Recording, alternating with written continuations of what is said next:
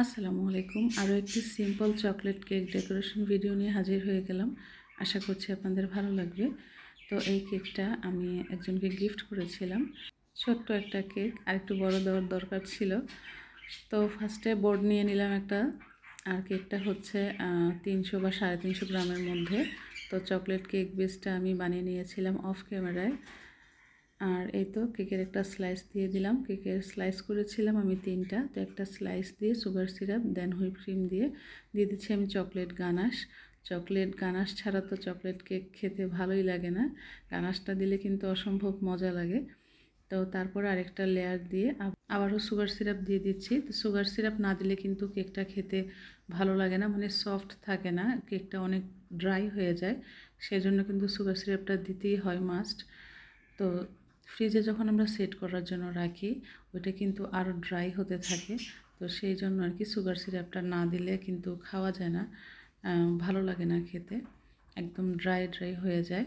তো আমি কিন্তু পরবর্তী লেয়ারটা দেওয়ার পরে সুগার সিরাপ দিয়ে, হুইপ ক্রিম দিয়ে, চকলেট গানাশটা দিয়ে আমি স্প্রেড করে 3 নাম্বার লেয়ারটা দিয়েছি। তো 3 নাম্বার লেয়ার দেওয়ার পরেও কিন্তু আমি সুগার সিরাপ দিয়েছি, সেটা আর ভিডিও করিনি। তো তারপরে অল্প কিছু ক্রিম দিয়ে আমি ক্রাম কোট করে নিচ্ছি। তো ক্রাম কোট করে আমি এটাকে ফ্রিজে রেখে দিয়েছিলাম আধা ঘন্টার জন্য। আর বোর্ডের সাইডে যে ক্রাম্ব ছিল সেগুলো আমি ক্লিন করে নিলাম। তো তারপরে ফ্রিজ থেকে নামিয়ে আবারও আমি হুইপ ক্রিম দিয়ে পুরোটা কেক কাভার করে নিচ্ছি। তো পুরোটা কেকের মধ্যে ক্রিম দিয়ে আমি এখন একটা প্যালেট নাইফ দিয়ে স্প্রেড করে নিচ্ছি। তো ভিতরে তো চকলেট গানাশ দিয়েছি, উপরে আর চকলেট গানাশের কোনো কাজ নেই, যেহেতু সিম্পল একটা কেক।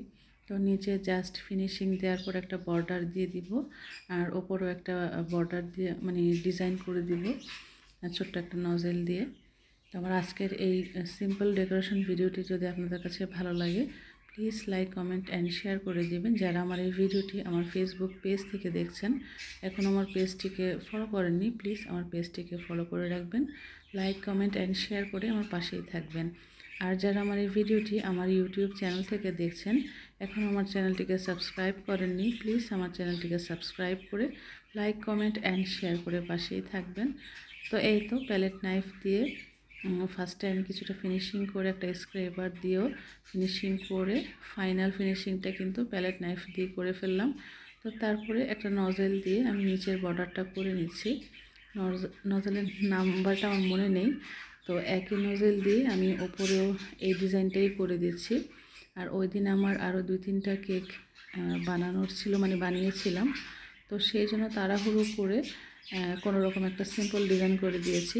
আর উপরে চকলেট গানাশ দিয়ে আমি হ্যাপি বার্থডে নামটা লিখে দিলাম।